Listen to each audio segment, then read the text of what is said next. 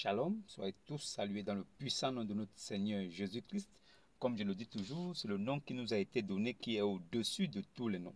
Alors, si nous trouvons des traces dans Apocalypse disant, là où Dieu, l'Éternel lui-même dit, que tout genou fléchira devant moi.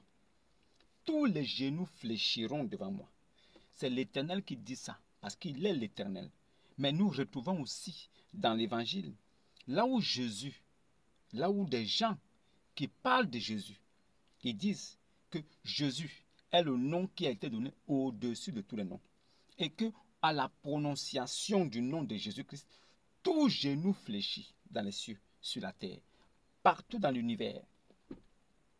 Qu'est-ce que cela signifie?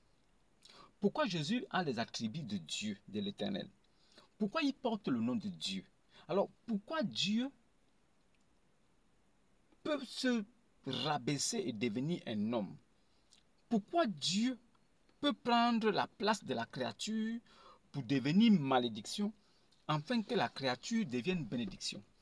Pourquoi Dieu, ayant échafaudé déjà un plan au préalable, pourquoi c'est Dieu qui a tout préparé avant la fondation du monde? C'est Dieu qui a mis un scénario en place. Ce Dieu qui a tracé un cheminement pour le monde. Ce Dieu qui a donné à chacun de nous un destin.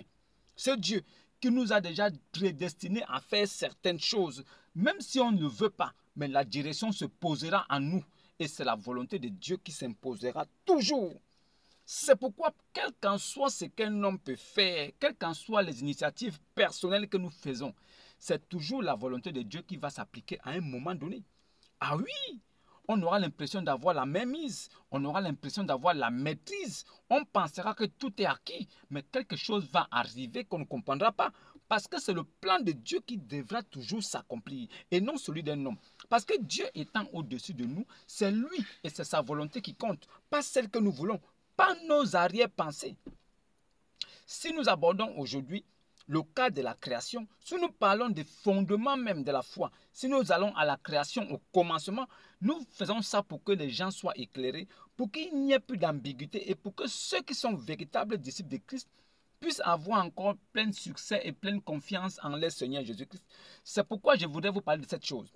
Il y a donc une fuite. Vous savez, les musulmans ont quelque chose. À chaque fois qu'il y a quelque chose qu'un musulman trouve dans la Bible, alors ils s'accrochent dessus et ils font tous comme des abeilles, comme s'ils ont trouvé une nouvelle fleur et ils veulent tranquillement tous venir sucer la même fleur. Qu'est-ce que cela signifie? Les musulmans se relaient des informations et ils pensent à chaque fois avoir trouvé la mine d'or. Chacun se met dessus et il fait un commentaire pour faire croire aux hommes que c'est lui qui apporte une révélation alors qu'il n'apporte rien du tout. Je vais vous expliquer, vous allez comprendre. Je ne vais pas vous citer le verset, pas du tout. Jésus, quand il ouvrait le livre d'Ésaïe, il disait cette prophétie, il disait, l'Éternel avait dit qu'il viendrait, fille de Sion, prends quoi, voici je viens, j'habiterai au milieu de toi. Et en ce temps-là, beaucoup de nations s'attacheront à moi, l'Éternel. Dit l'Éternel, et tu sauras alors, toi, fille de Sion, que moi, l'Éternel, je me suis envoyé. Tu sauras alors que l'Éternel m'a envoyé, moi, l'Éternel, vers toi. Ça là. Et quand il dit ça, il dit, cette portion de l'écriture s'est accomplie aujourd'hui. Il referme le rouleau, il dépose. Ceux qui connaissaient les Saintes Écritures, ceux qui étaient toujours assidus au temple, en train de vérifier si ce qu'on leur disait était vrai là, ils avaient directement compris que l'homme qui se positionnait devant eux, il leur disait en parabole que c'est moi l'Éternel que Ésaïe avait prédit là, qu'il devait venir. Me voici donc. C'est ça qui a scandalisé tous ces religieux-là, ceux qui étaient soumis à la loi. Alors, cette petite portion ne les a pas échappés, mais sauf que c'est devenu un scandale de voir le roi d'Israël arriver sans l'armée des cieux, et il ne vient même pas pour les délivrer du joug de l'esclavage romain, mais il vient plutôt les dire que ce royaume-là n'est pas de son royaume, mais plutôt qu'il vient les aider à sauver leur âme pour le royaume céleste. Alors, le sabbat, les préceptes de la loi, tous ces sacrifices holocaustes qu'ils donnaient, c'était en fait pour sauver leur âme. Mais eux, ils ont eu l'impression que c'était quelque chose de physique, comme ce que nous voyons aujourd'hui avec nos frères musulmans, qui ont l'impression que tout est physique. Alors il faut s'accrocher à ce qui est physique. Ils ont l'impression que les choses physiques vont se matérialiser physique au ciel. C'est pourquoi ils ont l'impression qu'ils auront 72 vierges chacun pour pouvoir forniquer avec elles au paradis. Allah dit qu'il va leur donner 72 vierges. Il ne va même pas les marier, ces femmes-là. Il les donne pour qu'ils puissent pratiquer le zawaj al-muta éternel. Voilà des musulmans qui prennent un petit tapis, qui lavent les têtes 3 fois, les oreilles 3 fois, le nez 3 fois, les brindilles 3 fois. Ils bombent les fesses au ciel. Ils prennent les chapelets. Ils récitent alors Wakbala Subhanallah, Alhamdulillah, 33 fois, 33 fois, 33 fois pour faire 99 noms. Ils vont vous dire que Allah a 99 noms, 100 noms moins 1. Ils vont vous raconter ces bêtises. Et ils vont vous dire que non, eux ils font ablution. Comme Jésus avait fait ablution. Quand vous allez fouiller les Écritures, vous voyez que Jésus lavait les pieds de ses disciples. Ils ne se sont pas posé la question, pourquoi Jésus a lavé les pieds de ses apôtres? Ils ne se sont jamais posé la question. En fait, ils ne se posent pas des questions qui sont vitales, qui peuvent sauver l'âme. Mais ils s'accrochent sur des bêtises en pensant trouver un piège, en pensant trouver un point de chute. On va leur dire ça, ils seront, non, on va leur dire ça, comme ça ils ne pourront pas répondre. Vous ne pourriez jamais trouver une réponse dans la Bible, notre livre, qui peut nous mettre en difficulté. Si vous trouvez un chrétien qui est mal affermi, alors lui là, il sera désemparé. Parce qu'il va chercher la vérité dans sa tête. Mais comme il n'est pas assis, bibliquement, comme l'Esprit de Dieu n'est pas avec lui, il sera dispersé. Et à un moment donné, vous aurez l'impression de prendre le dessus. Aucun musulman ne peut prendre le dessus sur un chrétien. Je dis, aucun musulman ne peut prendre le dessus sur un chrétien. Un véritable disciple de Christ, il n'y a pas un moussaïlama, un esclave ne peut prendre le dessus sur un véritable fils. L'esclave d'une maison ne peut pas prendre le dessus sur un fils de la maison. Ça n'existe pas. Ça n'existera jamais. C'est pourquoi je répète toujours cette sourate, la sourate 3 au verset 55, qui dit que ceux qui ont suivi Jésus, qui sont devenus fils de la maison, ne seront toujours au-dessus de ceux qui ne vont pas suivre, mais plutôt qui vont se retourner vers un Dieu soleil lune, et qui vont se prosterner vers ce Dieu soleil lune, et qui auront l'impression qu'ils sont dans la vraie adoration. Ils auront l'impression en eux qu'étant esclaves, ils ont plus de valeur qu'un fils héritier. C'est le problème avec les moussaïlama et nous, les disciples. Nous sommes fils héritiers. Nous sommes co-héritiers avec Christ. Ces promesses nous sont données, pas parce qu'on a voulu, mais parce que nous le méritons. Nous avons été choisis. Nous sommes des élus. Par contre, les moussaïlama sont des esclaves au service d'un Dieu Allah esclavagiste. Ils font des œuvres. Ils font des efforts, ils se battent pour pouvoir être sauvés. Mais ce n'est pas sûr qu'ils peuvent être sauvés. Pourquoi? Parce qu'ils ont rejeté la pierre de l'angle. Ils ont rejeté celui qui doit les sauver. Ils ont rejeté le nom qui a été donné sous le ciel par lequel on peut être sauvé. Ils ont rejeté le passage de Jésus au baptême. Ils ont rejeté le passage de Jésus sur la croix. Ils ont refusé la résurrection. C'est pourquoi ils meurent tous dans les péchés. Et c'est pourquoi les frères derrière eux vont faire des sacrifices du premier jour, sacrifices du troisième jour. Ils vont faire des prières, des incantations pour que les dieux puissent l'agréer et qu'il rentre au paradis. Ça veut dire qu'avant la mort d'un véritable musulman, il n'est même pas sûr qu'il est sauvé. Par contre, le véritable chrétien, le disciple de Christ, celui qui marche selon la parole, le Fils parole lui-même, il est déjà sauvé. Il connaît son état spirituel, il connaît son salut est déjà là. Lui-même, il sait qu'il est sauvé. Il n'a pas besoin que quelqu'un lui dise. C'est pourquoi lui, il annonce la parole comme une lumière. Il n'a peur de rien. Il juge de tout. Il n'est point jugé lui-même. Pourquoi? Parce qu'il sait que la parole qui est en lui là, que son maître a apportée, ce n'était pas venu pour juger, mais c'est venu pour sauver. Mais quand cette parole est descendue pour venir sauver, pendant qu'elle était en train de sauver, elle les juge aussi. C'est comme on peut dire non, je ne suis pas venu ici pour me balader. Mais avant de partir de chez moi pour arriver au point B, avant de quitter le point A au point B, il y a une balade. Mais cette balade-là m'a permis d'arriver ici pour pouvoir venir effectuer quelque chose. Mais je ne dirais pas que je ne suis pas venu ici pour me balader. Mais oui, le fait de se déplacer d'une ville à l'autre, c'est déjà une balade. Mais sauf que le contenu et l'intérêt de ce qu'on vient faire n'est pas dans le déplacement, n'est pas dans la balade. C'est ce qu'on vient dire qui a de l'importance. C'est pourquoi on ne souligne pas le trajet qu'on a fait. Mais dans ce qu'on est venu faire, il y a le trajet.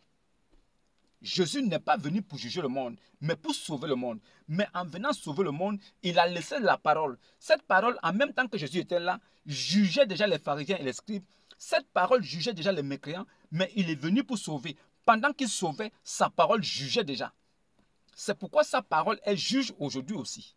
Si tu dis que tu crois en Jésus, si tu dis que tu as suivi Jésus, si tu me dis que dans ton livre de foi, on parle plus de Jésus que dans d'autres livres de foi, si tu me dis que vous croyez plus à Jésus, c'est pourquoi vous avez mis Jésus en haut. C'est dans votre livre de foi qu'on parle plus de Jésus. Je vous dirais d'accord. Est-ce que vous avez pris votre baptême? La question de base est, est-ce que tu as pris ton baptême? Oui, tu suis Jésus. Oui, tu crois en Jésus. Tu dis que Jésus n'est qu'un prophète. Tu dis que Jésus est né de la Sainte Vierge Marie. Oui, tu es un catholique musulman, un catholique arabe. Tu dis que Jésus est né de Marie. Oui, mais tu oublies de dire comment est-ce qu'il est venu au monde. Tu oublies de nous dire que son père c'est Allah. Tu oublies que dans la sourate 19, au verset 17, Allah dit que Marie mit un voile entre elle et ses parents. Donc Marie se retira dans un lieu vers l'Orient, vers le septentrion. Elle se cacha loin de ses parents. Allah maintenant envoya son esprit, qui est venu comme Gabriel, qui se présenta à Marie, sous la forme d'un homme parfait, avec des testicules. La question était de poser, qu'est-ce que ces testicules devaient faire? À quoi devaient servir les testicules de Allah? Quand il vient voir la petite Mariam, cette jeune fille vierge, qui n'a point connu d'homme, pourquoi il la suit dans le coin où elle allait cacher? Pour aller forniquer, pour aller la culbuter là-bas. C'est donc ça le plan. Et comme les musulmans ne connaissent pas leur Coran, il ne leur a même pas donné de comprendre même leurs livres. Ils se livrent à des gymnastiques pour pouvoir tromper. Ah oui, dans Matthieu là, oui, oui, lis le verset. Non, l'ange est venu devant Joseph. Il a dit à Joseph de prendre l'enfant Jésus et de partir avec lui en Égypte parce que le roi veut le tuer. Oui, le roi veut le tuer, donc il faut qu'il fuit. Alors, la question qui sera posée, c'est, voilà, maintenant, quoi, un homme a sauvé Dieu. Donc Dieu là, Dieu a été sauvé par l'homme. Et Dieu, vous êtes égarés. Ça fait honte quand on vous écoute parler. Ça fait honte. Je vais corriger ça rapidement. Vous allez écouter vous-même Oustaz Diané, cet impie, cet abominable, qui a dit dans les réseaux sociaux. N'oubliez pas ça, je vais vous répéter ça même pendant 10 ans, pour que ça ne quitte pas votre esprit. Cet impie, cet abominable Oustaz Diané, cet illettré, qui a un problème de grammaire et d'orthographe, il a dit que Jésus a couché même avec ses deux filles. Hein. C'est écrit dans la Bible. Je vais vous montrer le verset là, Inch'Allah. Et Oustaz Diané a dit ça. N'oubliez jamais ce que je vous dis. Je vous dis, à chaque fois que vous verrez Oustaz Diané, posez-lui la question. Tu avais dit que Jésus a couché avec ses deux filles, non? Que c'est écrit dans la Bible. Tu vas nous montrer le verset, Inch'Allah. Ça va faire 3 ans, 4 ans aujourd'hui. Nous attendons ce verset. Ce n'est jamais sorti. Alors, pour montrer au monde que tu es digne de confiance, Oustaz Diané, pour prouver au monde que tu es un homme de parole, que tu n'es pas menteur comme ton prophète, que tu n'es pas menteur comme ton Dieu Allah, ce Dieu arabe. Prouve-nous que toi, tu es différent de ces deux impies. Alors, toi, si tu dis quelque chose, tu dois être capable de montrer et de prouver ça au monde. Tu as tenu des affirmations ici, en disant, dans les réseaux sociaux, que Jésus a couché même avec ses deux filles. C'est écrit dans la Bible. Tu vas nous montrer le verset, Inch'Allah. Jusqu'aujourd'hui, il n'y a pas ce verset. Mais ce n'est pas grave. Ceux qui comprennent et ceux qui savent que l'homme, c'est sa parole. Ceux qui savent qu'un véritable homme, pour le respecter, il faut qu'il soit capable, quand il dit quelque chose, de prouver cela. C'est pourquoi je vous dis toujours ici qu'à chaque fois que je dirai quelque chose, je serai capable de vous prouver ça dans votre livre de foi. Je serai capable d'aller prendre ça dans votre 2e livre de foi, 3e livre de foi. Je serai capable de vous sortir ça complètement pour que vous voyez. Même si vous réfutez, même si vous dites que vous ne croyez pas en cet hadith, mais au moins c'est écrit dans vos livres. C'est la différence entre moi et ces bâtards comme les Oustaz Diané qui affirment des choses et qui sont incapables de monter. Oustaz Diané il s'est pris comme un grand connaisseur de la Bible. Il s'est pris comme un grand connaisseur des Saintes Écritures au point où il nous dit qu'il y a un verset qui va nous apporter comme si c'était lui le premier à lire la Bible dans son entièreté. Et c'est lui maintenant qui va nous apporter des versets qu'on n'a pas pu lire. Parce que nous sommes tellement fainéants, on ne connaît pas la Bible. C'est un musulman dépourvu de l'Esprit de Dieu. Un esclave d'un Dieu esclavagiste. C'est lui qui va venir nous montrer comment lire notre livre. Alors que son Dieu a dit, si vous avez des doutes sur l'abomination qu'on a fait descendre à votre type là, votre nécrophile, pédophile, homosexuel là, alors allez donc demander à ceux qui lisent le livre révélé avant vous. Vous êtes capable de changer la parole, mais au lieu de venir vers nous, vous rabaissez pour qu'on vous explique ce qui se passe dans votre Coran, pour que nous puissions corriger les choses qui sont mal dites dans votre Coran, pour que les histoires fausses, inventées de toutes pièces qui se trouvent dans votre livre là, que nous puissions prendre, corriger et de vous apporter l'original parce que l'original existe avant que vous ne veniez 600 ans après le Messie. C'est vous qui venez maintenant nous dire que votre livre là est plus vrai que le livre qui était là avant. Donc, des histoires qui sont racontées dans notre livre, avec tous les prophètes qui sont venus chacun en leur temps, dans votre livre, on ne parle même pas du prophète Esaïe. Le prophète Esaïe n'est même pas mentionné dans le Coran, alors que dans la Bible, le fondement même de la prophétie, c'est Esaïe et Moïse. Comment vous n'avez même pas Moïse dans votre... C'est-à-dire vous avez Moïse dans votre livre, mais vous n'avez pas Esaïe. Comment vous pouvez avoir une prophétie complète? Comment vous pouvez avoir la révélation de la parole complète alors qu'il manque des prophètes très importants comme Esaïe dans votre Al-Coran? Comment? Vous allez expliquer ça quoi? Ce n'est pas important. Allah a oublié de mettre Esaïe dans votre Coran. Et ce n'est pas important pour vous. C'est pourquoi vous recourez toujours à la Bible falsifiée. La Bible est falsifiée, la Bible est falsifiée. Mais vous êtes les premiers à courir vers la Bible pour venir vous justifier votre bêtise. Mais ça, ce n'est pas grave. Ce n'est pas grave. Nous sommes là pour éponger vos bêtises et ramener la lumière. Alors, écoutez ceci. C'est très important. J'ai vu ça quelque part. Je vais vous faire partager ça avec moi pour que vous sachiez là où vous êtes. Alors, écoutons ensemble. C'est pleinement Dieu. C'est pourquoi je suis là en train de faire direct pour que le monde entier sache. Comme tu dis, le Christ est plein, Jésus est pleinement Dieu. Il t'a dit qu'ils ont sauvé Dieu dans la Bible. Tu dis non, l'homme ne peut pas sauver Dieu. Effectivement, tu as raison. Il faut m'ouvrir la Bible, Matthieu 2,13, s'il te plaît. Matthieu 2,13. Ceux qui nous suivent à travers le monde, voici les arguments que nous donnons au monde entier avant que le jour Dieu va nous, l'éternel Allah va nous rappeler à lui. On sera couché dans notre tombe. Et vous aurez ces arguments. De toutes les façons, la correction commence maintenant. Et c'est une correction magistrale. 1. Allah n'est pas l'éternel. Allah n'est jamais l'éternel. Allah n'a jamais dit que son nom c'est l'éternel. Ça, c'est l'invention des musulmans d'aujourd'hui à 2 balles, comme celui que vous écoutez là. Et en même temps, Allah ne connaît pas la grâce et la vérité. Ce n'est pas du jargon. Ça veut dire que dans le jargon musulman, musulman, catholique, arabe, vous ne devriez pas trouver ça. Si vous voyez un musulman qui dit par la grâce de Allah, reprenez-le tout de suite. Que non, non, non, non, ne dis plus par la grâce de Allah. Allah ne connaît pas ces choses-là. Allah ne connaît pas la grâce et la vérité. Donc, il n'y a pas par la grâce de Allah. Ça n'existe pas. Ce sont des inventions d'hier. Ce bâtard, il nous parle de Matthieu. Écoutez bien, il dit que cela doit servir de référence aux autres musulmans qui vont écouter ce qu'il dit. Comme ça, ils pourront utiliser ça demain si un chrétien leur dit. Écoutez bien, vous allez comprendre la correction. Arguments, Inch'Allah, derrière nous, les mérites nous reviendront. Matthieu chapitre 2, le verset 13. Ok, d'accord. Lorsqu'il fut parti, voici un ange du Seigneur apparut en songe. Et à Joseph, et il dit, lève-toi, prends le petit, et va. Oui, prends le petit et ta mère. Vous comprenez bien. Donc c'est l'ange qui apparaît en songe à Joseph, qui dit à Joseph, prends l'enfant, le petit enfant, et fuis avec lui en Égypte, car le roi veut le faire mourir. Cela signifie que Dieu qui est omniscient, omnipotent, omniprésent, il est avec l'enfant Jésus. Lui, s'étant dépouillé, comme dit les Écritures, lui là, existant déjà en forme de Dieu, qui n'a pas regardé d'être égal à Dieu, mais qui s'est dépouillé lui-même en prenant une forme de serviteur. Alors il est venu. C'est le Saint-Esprit qui s'est vertué en Marie. Marie est tombée enceinte, pas parce qu'elle a couché avec un homme, pas par rapport sexuel, mais parce que l'ange de l'Éternel est venu lui-même comme le Saint-Esprit. Ce Saint-Esprit-là s'est vertué en Marie. Marie a eu cette sémence du Saint-Esprit. Elle est tombée enceinte. Pas parce qu'elle a connu un homme, mais parce que Dieu avait voulu, parce que c'était déjà le plan arrêté de Dieu. Si Dieu avait déjà prévu que Marie, la jeune vierge, la jeune femme vierge devait tomber enceinte, que ce n'était même pas un plan, que c'est un homme qui a conçu ça.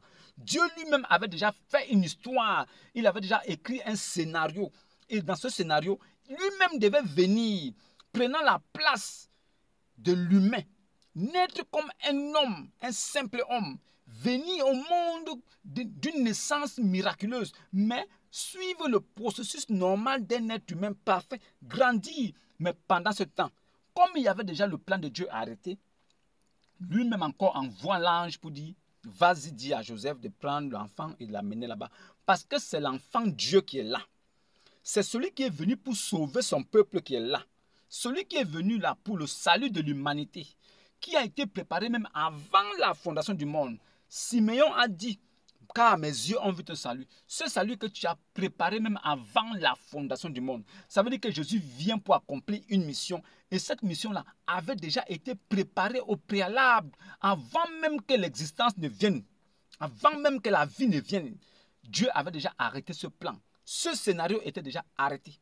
Comment tu peux nous dire que... Écoutez la suite. Écoutez, on va aller pas à pas. Tu as sauté une phrase. Prends le petit enfant. Voilà, le mot enfant là, voilà. En Égypte et dit, jusqu'à ce que je parle, car Hérode cherche à le faire pour le faire périr. Bon, voilà où la course à la montre va commencer maintenant. Regardez, voilà, la course à la montre va commencer. La course va commencer tout de suite. Oui, il a reconnu que Jésus est Dieu plein. Jésus est Dieu plein. Oui. Maintenant, ma question. Oui. L'enfant, ils ont pris. Jésus là, il est Dieu plein. Il est pleinement humain, pleinement divin. Il est la jonction de l'humanité et de la divinité. Jésus là, il est né du Saint-Esprit. C'est pourquoi il est pleinement Dieu. Mais il est aussi humain. Parce que le Saint-Esprit est esprit invisible.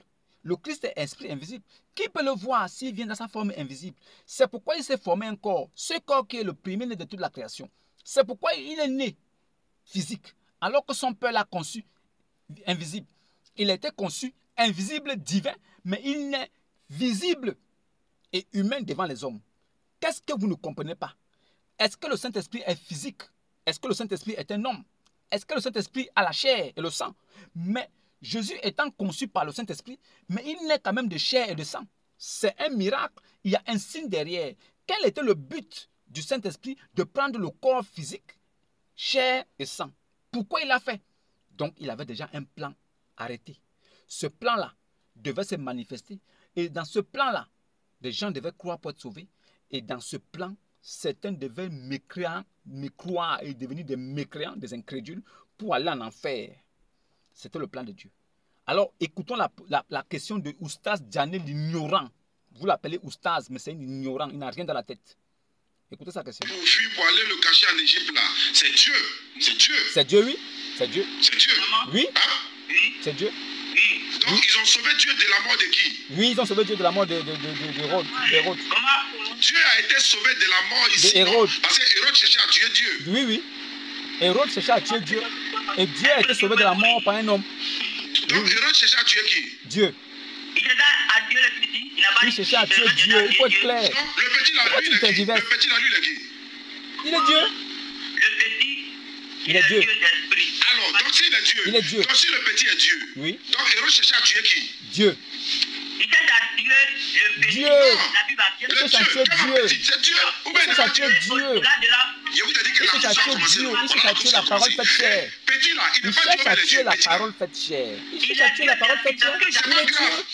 Il est Dieu d'esprit. Il est Dieu. La chair, il est Il Dieu. est la parole Ça, il est faite Dieu, chair. non, tu as reconnu. Il est Tu Dieu. es le Dieu plein. Il est Donc, le faut pas Fils de diminuer Dieu. encore. Faut pas diminuer encore. Oui. Faut pas dire il est Dieu esprit. Il est Non, il est Dieu. Dieu. Il est Dieu. Faut pas Il est diminuer. pleinement Dieu. Il est Dieu plein. Il est Oui, Dieu Dieu plein. plein. Il est Dieu plein. oui. Voilà. Il est Dieu Donc plein. s'il est Dieu plein, ici là, on a pris Dieu pour le cacher de qui? Oui. Non, on n'a pas pris Dieu pour le Hérode voulait cacher. tuer. Non, c'est pas ça. On n'a pas pris Dieu pour le cacher de quelqu'un. C'est l'ange envoyé de Dieu qui est venu dire en songe à Joseph. On n'a pas pris Dieu pour aller le cacher. Ce n'est pas que quelqu'un s'est levé comme ça pour dire que je vais aller cacher Dieu parce que Dieu, on veut tuer Dieu. Vous êtes bête. Je dis bien, vous êtes bête. C'est ça votre problème. On dit que tu lis bien un verset, mais explique ce verset pour que les gens qui te suivent là te donnent du crédit. Pour que tu sois cohérent dans ce que tu dis. Sois donc capable d'expliquer Matthieu que tu as pris. On dit bien que l'ange a apparu en songe à Joseph. Cette partie-là, tu as omis de parler de ça. Dis d'abord que l'ange est apparu à Joseph. Pourquoi l'ange est apparu en songe à Joseph? Parce que c'est Dieu qui a voulu que l'ange vienne parler à Joseph. puisque le plan de Dieu est en exécution, le plan de Dieu est en train de s'exécuter, c'est que les desseins de l'Éternel déjà sont en train de s'accomplir. Qu'est-ce que l'Éternel fait? Il envoie son ange parce qu'il veille à son jeu. Il y a un jeu qu'il a organisé. Alors il veille à ce que le jeu se passe parfaitement. C'est pourquoi donc il envoie son ange en songe d'aller dire à Joseph, prends l'enfant que tu as avec toi et fuis avec lui en Égypte. C'est mon plan. Moi l'Éternel, j'ai décidé que tu le prennes et que tu fuis avec lui. Le même Jésus là, quand il sera grand, il va même ressusciter les morts. Il va guérir les malades. Ce même Jésus-là, il va mourir, il va ressusciter des morts. Si vous pensez que cet enfant-là n'a pas de puissance, n'a pas assez de puissance pour se sauver lui-même, si Oustaz Diané pense dans sa petite tête que Jésus, il n'a pas reçu tout pouvoir de son Père pour pouvoir faire ce qu'il veut, c'est qu'il s'est trompé. Ce petit enfant-là, il se laisse faire parce que c'est le plan arrêté de Dieu. L'ange a parlé à son père adoptif. Alors son père adoptif le prend pour l'amener en Égypte. C'est le plan arrêté de Dieu. C'est le même Jésus-là qui sera élevé au ciel par Allah. Le même Jésus-là qui a pris la boue dans votre Coran comme ça, il a fabriqué d'oiseaux, il a soufflé dedans. L'oiseau a pris vie. C'est le même Jésus-là. C'est le même Jésus-là qui parlait au berceau. Toi, tu penses dans ta tête que Jésus-là, on l'a amené en Égypte parce qu'il avait trop peur. Tu penses que Joseph l'a pris de façon comme ça par un coup de tête. Oh, Jésus vient, fuyons d'abord, on ne sait jamais. C'est parce que Joseph était en train d'exécuter ce que l'ange, ce que l'Éternel avait déjà dit. Fais ce que je te demande. Nous chrétiens, nous disciples, là, nous marchons selon ce que l'Éternel nous demande. Nous ne posons pas de questions. Pourquoi il a fait comme ça? Pourquoi il a pris Joseph et Jésus, il est parti avec lui en Égypte? Il ne devait pas faire ça. Pourquoi? On n'est pas là pour poser des questions. Nous, on tend l'oreille, on écoute, on met foi et on croit. On sait que tout ce que Dieu fait est bon parce que son plan, c'est la fin de ce qu'il fait qui est toujours merveilleux. C'est merveilleux ce qu'il finit par faire parce que c'est Dieu Tout-Puissant. C'est la sagesse lui-même qui est là. On n'est pas là pour lui poser des questions. Si tu crois que c'est un homme qui a sauvé l'enfant Jésus, ça n'engage que toi. Mais selon les Écritures, c'est l'ange qui est venu dire à Joseph. Sinon, Joseph n'aurait jamais su. Et l'enfant là serait mort. Si c'était votre type là, Ibn Abi Kapcha, donc c'est le grand-père qui a donné son nom de Mohammed et dont on a coupé le truc là à l'âge de 7 jours, comme la coutume des Arabes, qui a été consacré au dieu Baal. Si c'était lui là, il mourrait. Parce qu'il n'a jamais eu une révélation. Un ange n'est jamais venu parler à son grand-père pour dire fais ceci, fais ceci. Parce que c'était des impies, des idolâtres. Mais par contre, l'enfant Jésus, pour prouver donc à Joseph que ce que tu as entre les mains là, c'est moi-même Dieu qui suis venu, incarné dans un corps, l'ange vient lui dire prends et va. Et quand il prend l'enfant Jésus, il s'en va, il constate que c'était la vérité. Là où il était, il apprend que oui, c'était vrai. On l'a manqué là-bas. Ces soldats qui étaient venus pour récupérer l'enfant Jésus pour le tuer, ils ne l'ont pas trouvé. Si Jésus n'était rien, pourquoi les mages de l'Orient sont venus? Ils ont suivi l'étoile. Comment ils ont su que l'Éternel est venu? Ils ont su que l'Esprit éternel là, qui a créé toutes choses, s'était déplacé, avait changé de dimension, était parti de l'éternité pour venir dans l'humanité. Ils ont su, c'est pourquoi ils sont venus. 3 mages de l'Orient, c'était des païens, mais ils sont venus quand même pour venir adorer un homme. 3 hommes, des mages, des grands magiciens, des hommes avec du talent. Ils sont partis de loin pour venir adorer un bébé nouveau-né. Qu'est-ce que ça vous dit quand des hommes, ici, mais des mages ne sont pas des enfants? Allez-y, prenez vos dictionnaires, tapez dessus des mages. Vous allez comprendre ce que ça signifie. Vous entendez seulement le mot mage, vous ne cherchez même pas à comprendre qu'est-ce que signifie un mage. Allez-y fouiller dans vos téléphones, le mage veut dire quoi? Qui est un mage? Et qui est appelé mage? Vous pensez qu'un mage peut se prosterner devant un enfant? Vous croyez ça? Vous pensez qu'un mage peut adorer un enfant? Ça s'est passé dans le cas de Jésus. Ils sont venus adorer l'enfant Jésus. Ça doit vous interpeller. Ce n'est pas des questions à 2 balles comme ça que vous posez et vous pensez que vous êtes dans quelque chose. Qui est qui? Il va tuer le petit enfant. Qui est qui? Qui est Dieu. Ah, il y a le cheval de ton peuple. Non, qui est Dieu, mais qui n'est pas Dieu. Qui est Dieu incarné dans un corps. C'est ça. C'est Dieu lui-même. Non, le petit, il est Dieu, non? C'est Dieu. Il est Dieu. Donc, on prend Dieu pour aller le cacher où? Oui, en Égypte. Pour aller le cacher en Égypte. Donc, Dieu se cache de qui? Dieu se cache d'Hérode. de sa création. Hérode veut tuer Dieu. Donc Dieu a été sauvé par qui? Dieu a été sauvé par lui-même Dieu. Par la vision Par des lui-même anges Dieu. communiqués avec moi à Genève. Donc Par les lui-même parents de Dieu. Dieu ont pris Dieu pendant le cachet ou non? Oui, l'ange est venu Dieu, l'ange de Dieu est venu dire au Donc père Dieu a été sauvé adoptif par de ses Dieu de parents. prendre Dieu, d'aller le cacher. C'est ça. Donc est-ce qu'entre Dieu et TikTok là, ils vont te manger comme Ils ne biscuit? peuvent même pas le manger. C'est toi qui n'as rien compris. Tu t'es Non, comme un fais-le âne toi-même. sauvage. Moi, il Tu y n'as a rien des compris. affinités. Qui va le manger sur TikTok? Qui va le manger? Jésus-Christ est Qui va le pleinement manger Dieu. sur C'est TikTok? pourquoi ici là en train de faire direct pour que le monde entier sache. Qui va le Quand manger tu dis sur le Christ est plein, Jésus est pleinement Dieu, Qui va le manger sur il t'a TikTok? dit qu'ils ont sauvé Dieu dans la Bible. Tu dis non, l'homme. Qui va le manger sur TikTok? La question est posée. Qui va le manger sur TikTok? Tu ne comprends même pas les Écritures. Et j'ai toujours dit ça ici. Un musulman, un moussaïlama, un musulman, un esclave, un abdouls, un arabe catholique ne peut jamais comprendre les révélations cachées sous les versets. Ils vont faire des efforts, comme vous voyez là. Ils vont essayer de prendre Matthieu ceci, Matthieu ceci. Le fait de prendre des versets et de réciter ça et de lire ne te donne pas la bonne compréhension des Écritures. Mon frère, si tu ne connais pas la nouvelle naissance, si tu n'es pas passé par les eaux du baptême, c'est pourquoi je suis maintenant indulgent quand je t'écoute parler. Moi, je combats seulement la saleté que tu veux faire rentrer dans la tête des gens. Mais sinon, je connais déjà le venin que vous sortez de vos bouches et le mensonge que vous pondez. Vous êtes menteur comme Zaki Naïk, comme Maboul Madid. Vous êtes menteur comme vos pères. Toi, tu allais voir Maboul Madid au Congo, tu as dit tu peux même déjà mourir. Que Maboul Madid est comme ton Dieu. Tu es un impie, un abominable. Nous attendons toujours le verset où tu as dit que Jésus a couché avec ses deux filles. Tu vas nous montrer ça dans la Bible, Inch'Allah. Nous attendons ça. Et ne pense pas que nous avons oublié. Ton frère qui est gros là, qu'on appelle Ismaël Aka, qui a dit que le nom propre de Dieu, c'est l'Éternel. Le nom de Dieu là, c'est l'Éternel. Même un enfant de 3 ans, il sait que l'Éternel, c'est un attribut. L'alpha et l'oméga, c'est un attribut. Le premier et le dernier, c'est un attribut. Nous savons tout ça. Ça ne nous inquiète pas. Le je suis là, de Dieu qui s'appelle je suis, c'est un attribut. Nous savons ça. Mais quel est le nom de Dieu que lui l'a fait connaître aux hommes par l'entremise de son Fils, par lequel aujourd'hui nous pouvons être sauvés? Pourquoi le nom de Jésus est le nom par lequel on peut chasser les démons?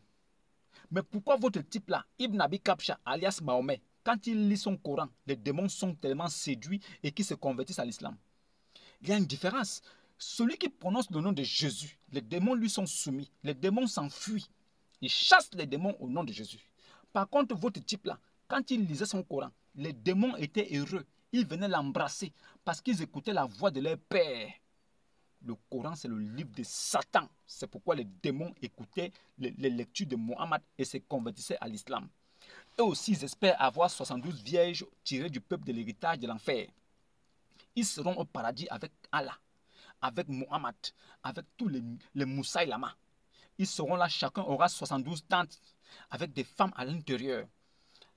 Ça veut dire que grippés comme des pains de boulangerie comme ça. Il monte, il tape, il descend. Il va, il monte, il tape, il descend. Pourquoi? Parce qu'Allah leur promet des pipis tendus et gros qui ne vont jamais devenir flasques. Alors ils auront des pipis éternellement tendus pour pouvoir forniquer avec ces 72 là non-stop. Voilà le paradis qu'on vous promet, vous, illettrés, spirituels, esclaves d'un Dieu esclavagiste, un Dieu. Dans l'Ancien Testament, il a envoyé Moïse pour aller sauver son peuple de l'esclavage. Moïse est parti. Dieu a fait Moïse Dieu pour Pharaon. Il avait le droit de vivre de mort sur Pharaon. Pour un temps, il était Dieu. Et Aaron était prophète de Dieu. C'est Dieu qui a voulu cela. Il a délivré son peuple du joug de l'esclavage. Il a enlevé Israël, il l'a sorti de l'Égypte. Mais 600 ans après le Messie qui est censé être le dernier des prophètes, le sceau, la clôture des prophètes qui parlent bouche à bouche avec Dieu, il arrive un homme 600 ans après le Messie qui vient s'autoproclamer prophète. Lui, il vient, il achète des esclaves noirs et il vend. Moïse a délivré le peuple de l'esclavage. Ibn Abi Kabsha vient encourager l'esclavage. Il achète des noirs, il vend et il en rachète. Il avait en sa possession des esclaves noirs. Il vendait et achetait des hommes. Il faisait du commerce humain. La traite négrière. Voilà le prophète que vous devez suivre. Cet impie, cet abominable. Vous dites qu'il est venu comme Moïse. Moïse lui délivre de l'esclavage, lui vient faire rentrer les gens dans l'esclavage. Et vous dites que c'est comme Moïse. Allez dans ça, il n'y a pas de problème. Mais ne pensez même pas un instant que vous pourrez encore prospérer, même d'un seul pas. Vous ne priez plus. Je serai là pour prendre même dans votre livre. Et je prie et je remercie Dieu tous les jours de me donner la connaissance un peu plus approfondie de vos livres, pour que je puisse vous dépouiller dans vos livres même. C'est dans vos livres que je vais vous sortir tout, que ce livre-là, c'est un ramassis de caca de Satan.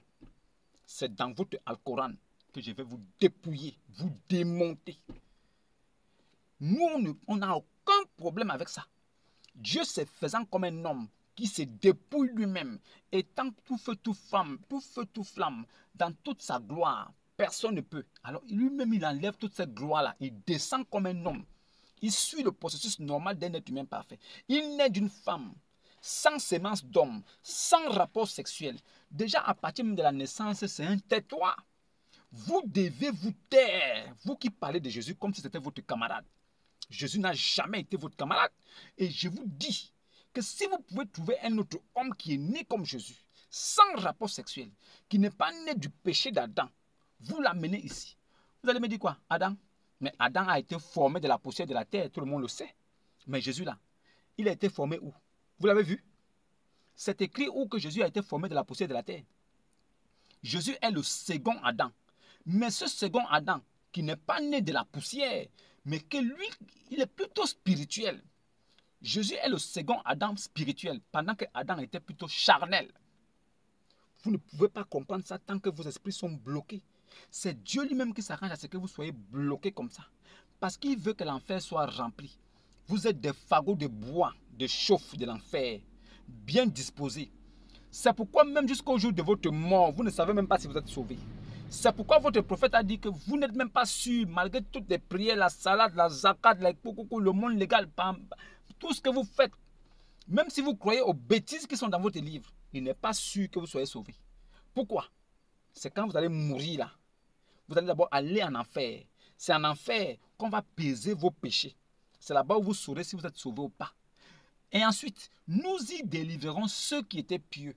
Vous qui pensez que passer par l'enfer là, c'est un chemin. C'est un boulevard avec des fleurs, des arbres et des bancs publics. Ne vous détrompez-vous. C'est l'enfer, c'est le feu ardent, la souffrance, la douleur. C'est le lieu de la souffrance et de l'agonie. Ce n'est pas un lieu de paradis, un lieu de balade. Maintenant, votre Dieu vous dit quoi? Il n'y a personne parmi vous qui ne passera pas par l'enfer. C'est une sentence déjà tranchée. Votre procureur a jugé. Satan, c'est le procureur. Il a tranché, il a jugé, il a dit, vous passerez par l'enfer. C'est une décision prise par Allah qui est irrévocable. Et ensuite, nous y délivrons ceux qui étaient pieux. Maintenant, l'enfer n'est plus un passage. Le Y qui est le complément circonstanciel de lieu là, indique clairement que passer là, ce n'est plus passer. L'enfer devient maintenant un lieu. Et dans ce lieu-là, nous y délivrons ceux qui étaient pieux. Qui est pieux parmi les musulmans, les esclaves? Quel esclave peut se lever pour dire que j'ai été pieux parce que j'ai bien marché? Qui? Il n'y a même pas un seul musulman qui peut se lever et dire que moi j'ai été pieux parce que j'ai bien marché. Ça n'existe pas. Ils sont tous coupables. Coupables pourquoi? Ils sont déchus de la grâce. Coupables pourquoi? Ils n'ont pas pris les baptêmes. Coupables pourquoi? Ils n'ont jamais connu la nouvelle naissance. Coupables pourquoi? Ils ne sont pas des temples du Saint-Esprit. Coupables pourquoi? Ils ne sont pas des églises ambulantes comme nous. Ils ne sont pas des églises ambulantes comme nous. Coupables pourquoi? Parce que l'Esprit de Dieu ne réside pas en eux. Coupables pourquoi? Ils ne sont pas épouses de Christ. Ils sont déjà condamnés. C'est des condamnés à mort que vous voyez là avec les gros boubous et les chapelets et les silicatas. C'est des abominables. Le gars qui meurt musulman sans avoir cru en Jésus, sans avoir pris son baptême, sans connaître la nouvelle naissance, c'est un mort vivant. Ne vous inquiétez pas pour eux. C'est Dieu qui a arrêté déjà son plan comme ça. Comme Dieu avait décidé que Jésus devait venir comme un enfant là. Et que Jésus là, on devait chercher à le faire mourir comme on a cherché à faire mourir Moïse là. Et que Joseph là, il devait recevoir un songe là, de la part de l'Éternel, pour qu'il prenne l'enfant Jésus là, qui fuit avec lui en Égypte là. C'était le plan de Dieu, non? Dieu avait déjà prévu ça, non? C'est la même façon aussi Dieu a prévu que les musulmans là, quel qu'en soit ce que vous allez leur dire en ce qui concerne la crucifixion de Jésus là, ils vont nier. Ils vont refuser. Pourquoi ils refusent? Pas parce qu'ils veulent, mais parce que Dieu a déjà tracé son plan comme ça, qu'ils doivent refuser pour aller en enfer. Oui, c'est l'ange qui est venu dire à Joseph que prends l'enfant et fuis avec lui. Pour nous, on n'a aucun problème avec ça. Nous, véritables disciples de Jésus, là, on n'a pas de problème avec ça. On reconnaît que Dieu s'est dépouillé. Oui, c'est écrit. On reconnaît que Dieu est venu comme un simple homme. On reconnaît. On reconnaît que Jésus, là, il était bébé comme ça. Et que Hérode voulait le faire mourir. Et on reconnaît que l'ange est venu parler à son père adoptif. On reconnaît aussi qu'il a fui avec Jésus. On reconnaît.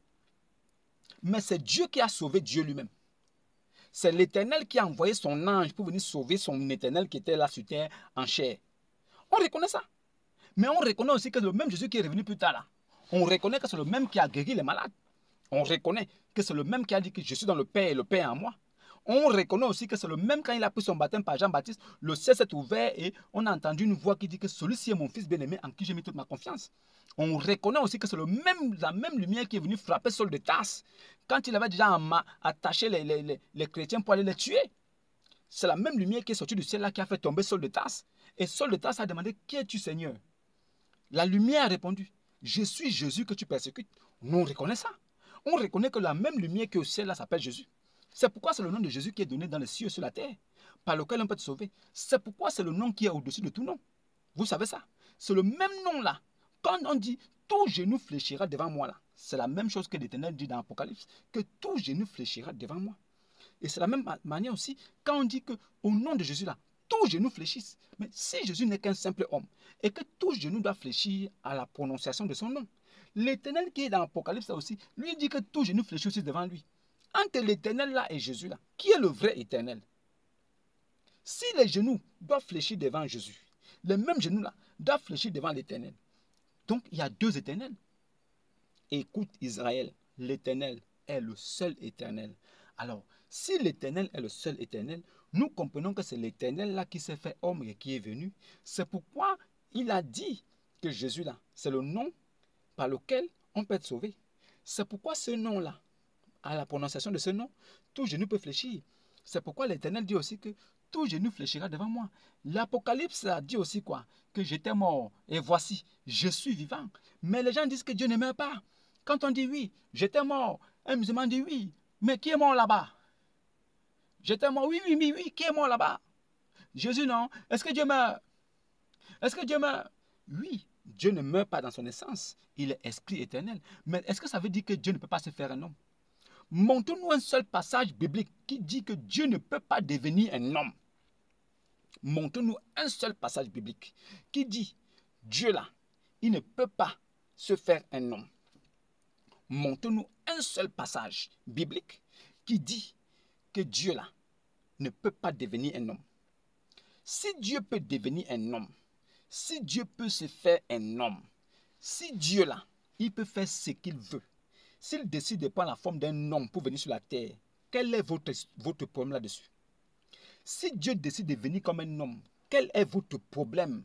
Pourquoi ça vous dérange? Si vous ne comprenez pas ça, restez cantonné sur votre livre de foi. Allez lire vos charabia qui sont dans votre livre dont le mouton a mangé quelque part de la sourate 33. Allez-y, regardez ça. Concentrez-vous sur votre livre de foi. Laissez la Bible. Notre Dieu fait ce qu'il veut. Nous ne sommes pas là pour lui poser des questions. C'est donc cet esprit impie, satanique là qui était dans la tête de votre prophète. C'est pourquoi vous, aujourd'hui, vous vous battez pour être même plus que votre Dieu. C'est pourquoi ce sont les adeptes de l'islam qui défendent les dieux. C'est pourquoi vous voyez des attentats, la bombe et tout ça. C'est pourquoi vous voyez tout ce que vous voyez là en partout là. La sauvagerie et la boucherie. Tout ce que vous voyez de sauvagerie là, c'est parce qu'eux ils combattent pour les dieux. Par contre, les disciples de Christ, ils savent que Christ agit. Ce qui arrive là, nous on ne s'inquiète pas. On n'a pas de problème là-dessus. Mais on vous suggère simplement, avec beaucoup d'assurance, restez cantonné avec Allah. Suivez Allah. C'est Allah qui va vous guérir. Laissez-nous en paix. Nous, on n'a pas de problème avec vous. Mais arrêtez de nous suivre. Arrêtez de nous poursuivre dans notre livre. Notre livre de foi, c'est notre livre de foi. Nous avons mis foi, nous croyons en ce qui est écrit dedans. Notre Dieu s'est fait chat. Il est venu comme un chat. Oui, nous disons Amen. Notre Dieu s'est fait poule. Il est venu comme une poule. Si c'est écrit là, nous disons Amen. On n'a pas besoin que vous venez jouer la comédie de c'est Dieu qui a sauvé Dieu là, qui est venu sauver Dieu là, c'est donc Dieu. Dieu s'est fait sauver. Dieu peut se faire sauver. Il peut faire ce qu'il veut. Mais est-ce que c'est un homme qui est venu dire à Marie que non, ou bien à Joseph que non, prends l'enfant? C'est l'ange qui est venu dire à Joseph. Ça veut dire que pendant que Dieu était comme Jésus enfant, il agissait encore et il avait encore la plénitude. Il était omniscient, omnipotent, omniprésent. C'est pourquoi il est lui-même venu dire à Joseph, prends-moi et amène-moi en Égypte. J'ai mon plan qui doit se dérouler parfaitement. Prends-moi, amène-moi en Égypte. Ça aussi c'était prévu. Ça aussi c'était prévu. Prends-moi, amène-moi en Égypte. C'est moi Dieu, non? Ce que les hommes veulent faire là, ils ne peuvent pas réussir parce que c'est moi qui ai tout fait. C'est pourquoi l'enfant Jésus a pu sortir de Bethléem et aller en Égypte. Et c'est pourquoi le même encore est revenu en Égypte. Il est venu maintenant accomplir ce qui avait été dit de lui par les prophètes. C'est pourquoi il est venu accomplir la prophétie. Votre type que vous dites là que c'est un prophète là, quelle est la prophétie qu'il annonce et qu'est-ce qu'il est venu faire? Il est venu accomplir quelle prophétie? Dites-nous la prophétie qu'il est venu accomplir. Jésus avait été annoncé. Il devait venir pour sauver son peuple. Il est venu. Il a lui-même dit, cette portion de l'écriture s'est accomplie aujourd'hui. Jésus est venu pour sauver son peuple. Il est venu et il a accompli cette prophétie. Muhammad a été annoncé dans quelle prophétie? Et quelle prophétie il est venu accomplir? Apportez-nous les preuves ici. On va voir ça tranquillement et on va se réjouir avec vous. Vous êtes égarés. Vous prenez des questions à 2 balles comme ça. Vous venez, vous faites trimballer un petit chrétien. Oustad Diané fait trimballer un petit chrétien parce qu'il n'a rien dans la tête. C'est Dieu qui était pas là. C'est Dieu. Vous ne comprenez rien des Écritures. Vous ne comprenez rien. Et moi, je vous comprends. Vous n'avez pas l'Esprit de Dieu. C'est tout. Allez-y suivre votre nécrophile, pédophile, pervers. Suivez-le. Suivez votre prophète nécrophile, pédophile, homosexuel, pervers. Suivez-le.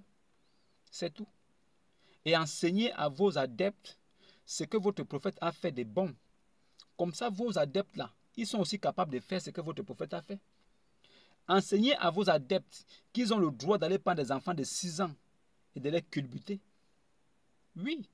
De la même façon que vous permettez à vos papas de 55 ans, 60 ans d'aller prendre des bébés de 6 ans, 7 ans là, comme votre prophète a fait là, pour les culbuter là, pour les yastanki là. De la même façon aussi, permettez aux mamans de 55 ans, de 60 ans de prendre aussi les petits garçons de 8 ans, 9 ans et de les culbuter aussi. Oui, vice versa.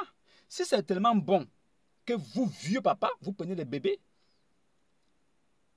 pour pratiquer de la pédophilie de façon couverte par l'islam, alors permettez aussi aux mamans 50 ans, 55 ans de prendre des petits garçons de 16 ans, 5 ans et de les culbuter aussi, toujours couverts par l'islam. Alors pratiquez votre mariage forcé, que vous appelez mariage forcé, qui est synonyme de viol légalisé. Alors essayez de réécrire notre Coran, où vous pouvez donner aussi une promesse à vos femmes qui vous suivent, celles qui vous sont soumises aujourd'hui, qui vous ont donné leur ventre, qui ont donné des enfants. Dans votre paradis, il n'y a que vous, des hommes qui auront 72 vierges. Les femmes n'auront rien. Essayez de revoir votre Coran, réécrivez, donnez quand même une petite portion de l'héritage aussi à la femme. La femme aussi a le droit d'avoir quand même un homme pour la cirer là-bas. Vous aurez votre paradis où vous pourrez cirer les femmes, 72. Mais la femme aura quoi? Rien. Apprenez donc à vos petits imams, vos cheikhs, d'aller dans les mosquées et de sucer les langues des petits garçons. Oui, vous avez le droit d'aller dans des mosquées et de sucer les langues des petits garçons, comme faisait votre type là. Maintenant, si on vous demande pourquoi vous faites ça et que les gens vous frappent pour ça, dites-leur que votre prophète faisait ça. Et que vous faites ça pour préserver ses enfants du mauvais œil. Il faut dire ça. C'est ce que votre prophète a dit. Maintenant, louer des femmes pour des services sexuels, ça veut dire que quand vous n'êtes pas marié, même si vous êtes marié, alors vous pouvez louer des femmes pour des services sexuels. Vous les tapez quelque part à l'hôtel et vous rentrez chez vous. C'est le zawaj al-muta, l'adultère légalisé par votre prophète. Vous pouvez pratiquer ça. Ça ne va aller nulle part. Surat 4, verset 24. Saïd musulman, Saïd muslim, 1405F. Allez-y, pratiquez ça. Mais sachez une chose. Votre prophète a dit que celui qui va revenir pour juger l'humanité là, c'est Jésus. Bon, si vous pensez qu'il va venir pour tuer le porc et aller prier avec vous à la mosquée, lui-même dans la Bible, il a dit que la mosquée là, c'est l'abomination de la désolation. Vous voulez savoir où? Il a dit, hein, quand vous verrez l'abomination de la désolation installée en lieu saint, alors sachez que la fin est proche. Aujourd'hui là, la désolation de la... C'est-à-dire que l'abomination de la désolation là, c'est où? C'est quoi? ça dit que l'abomination de la désolation, l'abomination de la perdition, c'est installé où? En lieu et place du temple de Salomon. Les Arabes ont conquis ce coin-là. Ils ont cassé le temple de Salomon. En lieu et place, ils ont construit la mosquée d'Oumar. C'est de ça que Jésus parlait. Que quand vous verrez l'abomination de la désolation installée en lieu saint, alors vous saurez que la fin est proche. Donc Jésus appelle les mosquées la désolation de l'abomination. Donc la mosquée, c'est l'abomination pour Jésus-Christ. Mais vous voulez dire que Jésus là, c'est vous qui le suivez bien, bien, bien. Ah bon? D'accord. Suivez donc Jésus. Allez-y prendre vos baptêmes. Allez-y prendre le baptême. Ablution, ce n'est pas baptême. Non. Vous n'êtes pas différent du prêtre catholique qui baptise aujourd'hui les animaux. Vous n'êtes pas différent du pape qui baptise les couples homosexuels. Vous n'êtes pas différent des prêtres qui culbutent les petits enfants de cœur. Vous n'êtes pas différent des mamans, des sœurs de l'église catholique qui disent qu'elles ont fait vœu de chasteté, mais qui se font enceinte par les petits prêtres dans les couvents, au point même qu'on les chasse, on les fait aller accoucher ailleurs. Vous pouvez tromper les hommes, mais vous ne trompez pas Dieu. Vous ne pouvez pas. Les catholiques arabes et les catholiques romains, c'est la même chose, c'est des pervers tous. Ils ne sont pas dans la vérité. Un véritable catholique n'est pas un chrétien. Et un véritable musulman, Abdous, esclave d'Allah, n'est pas un véritable croyant.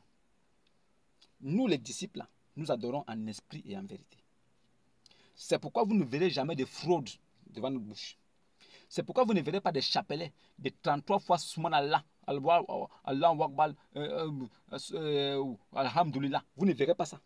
Vous ne verrez pas un véritable croyant réciter des incantations 33 fois parce qu'il espère attirer l'attention de Dieu. Nous savons là où Dieu se trouve. Nous ayant accepté Jésus, nous savons que Dieu n'est pas au ciel. Nous savons que Dieu est en nous. Nous savons que nous sommes son temple. Le Saint-Esprit est avec nous. Donc là où nous sommes là, Dieu se trouve. On n'a pas besoin de prendre chapelet, réciter son nom 5 fois, 7 fois, 8 fois, faire des incantations. On n'a pas besoin de prendre. Non, il faut lire en arabe. Pourquoi? Pourquoi lire en arabe? Pourquoi? Si on lit en langue française, ça va faire quoi? Ça va faire quoi? Pourquoi nous sommes conditionnés? Nous, les disciples, là, nous ne sommes pas conditionnés. On ne lit pas en araméen, on ne lit pas en hébreu. On lit ce qui a été traduit en langue française là. La compréhension qu'on a là, c'est ce qui est là. On n'a pas besoin de dire que non, il faut lire ça dans les textes originaux. Textes originaux pour faire quoi? Quelle est votre promesse? Vous n'avez rien. C'est pourquoi votre Dieu vous dit, allez-y demander. Si vous avez des doutes, allez-y voir. Si votre Dieu vous envoie toujours chez les chrétiens et les juifs, il sait qu'il ne vous a rien donné. Il sait que l'héritage se trouve chez les juifs et les chrétiens. Pourquoi? Le salut vient des juifs. Le salut vient des juifs. Si vous ne voulez pas devenir juif par adoption, vous êtes condamné. C'est fini pour vous. Vous n'aurez rien. Et tant pis pour vous. C'est moi qui vous dis ça. J'ai déjà parlé. Celui qui a écouté, c'est bon. Si vous avez des préoccupations, posez-moi des questions. Si vous avez des choses que vous n'avez pas compris, venez me poser des questions. Je suis disponible. Si vous ne comprenez pas, demandez. Mais ne contestez rien. Parce que tout ce que je vous dis est écrit.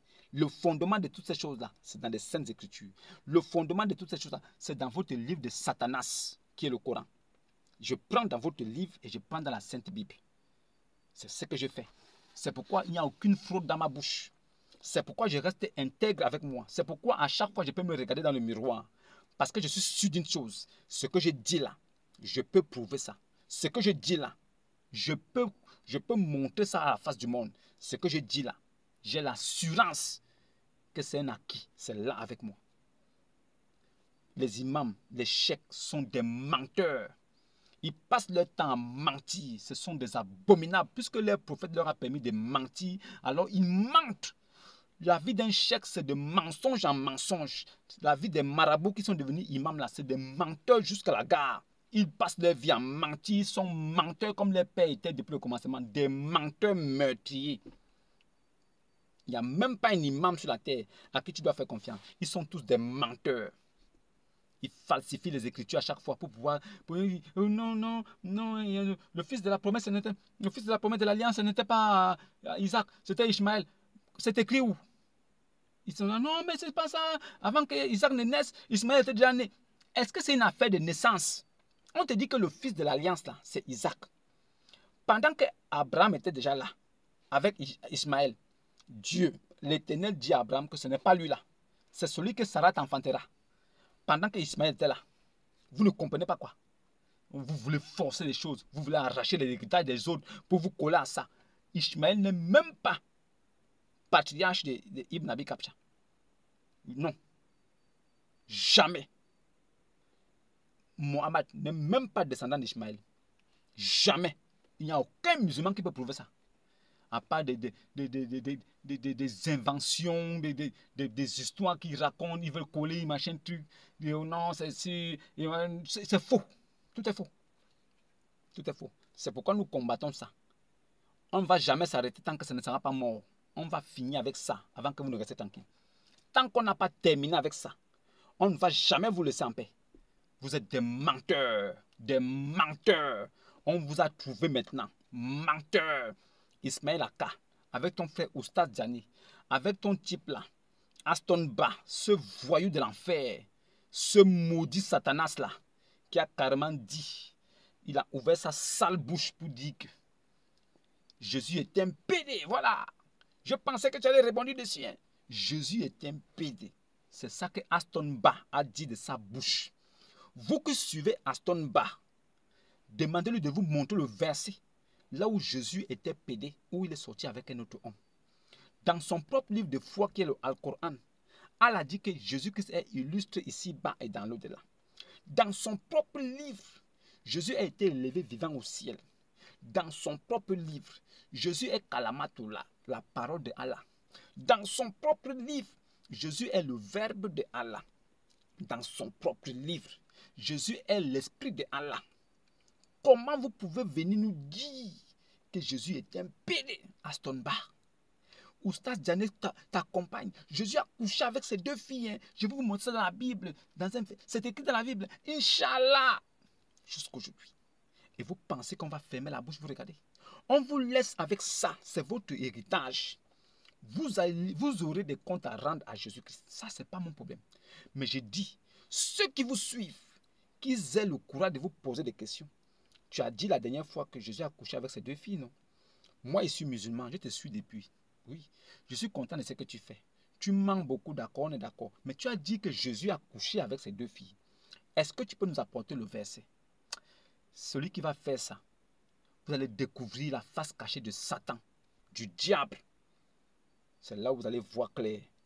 En attendant, je vous laisse avec ces vidéos-là, qui vont vous pousser à faire des recherches. Ne soyez pas comme des incrédules là.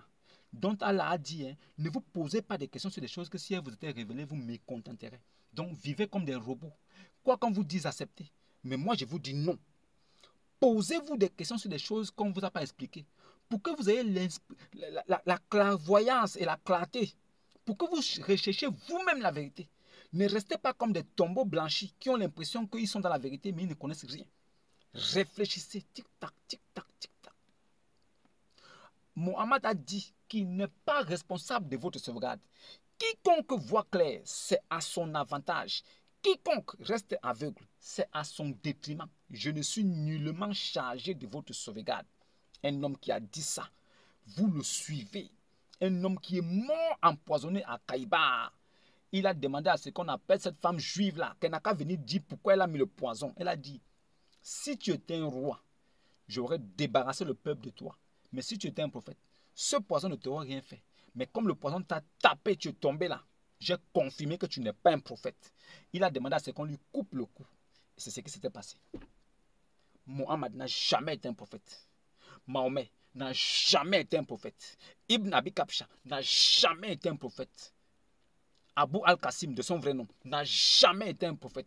Dans ce livre-là, le nectar cacheté là, qu'ils racontent là, dans le nectar cacheté, on vous parle de la naissance de Muhammad, de Ibn Abi Kapcha. C'est comme les contes des films indiens.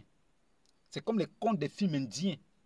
Mais ce qui a retenu mon attention, c'est que son nom là, le très louangé, lui fut donné par son grand-père. Son grand-père, qui était dépourvu de grâce, idolâtre, qui possédait même des idoles dans la Kaaba, qui était riche, son grand-père l'a consacré au dieu Oubal. Ce même grand-père-là, c'est lui qui lui a donné le nom de Muhammad. Il s'appelait Abu al-Qasim, c'est son nom de naissance. Mais la circoncision qui fait partie de l'alliance de Dieu, qui existait au temps d'Abraham, dont les Juifs devaient se faire circoncis à l'âge de 8 jours. Muhammad, lui, plutôt s'est fait circoncis à l'âge de 7 jours, comme la coutume des Arabes. Il n'a rien à voir avec la descendance juive. Il est déchu de la grâce. Mais ce qui m'intrigue encore le plus, c'est que Ibn Abi Kabsha, de son vivant jusqu'à sa mort, il fut baptisé par un moine catholique, Chan de Faïra. Il était un catholique. Ce gars, il recevait ses instructions, tout ce qu'il a appris de l'évangile de Waraka ibn Nafer. C'est là-bas où il a appris un peu l'évangile. Mais il était possédé par des démons. Le seul prophète de Dieu possédé par des démons, des djinns. Au point où il avait des envies suicidaires. Voilà un prophète qui vient pour tirer les gens des ténèbres à la lumière. Lui-même, il veut se suicider de temps en temps. Lui-même, il veut se donner la mort parce qu'il était débordé par la légion de démons qui le possédaient. Voilà le prophète que nous devons suivre. Non, je vous dis non merci. Je n'ai pas besoin de ça. Shalom et à demain.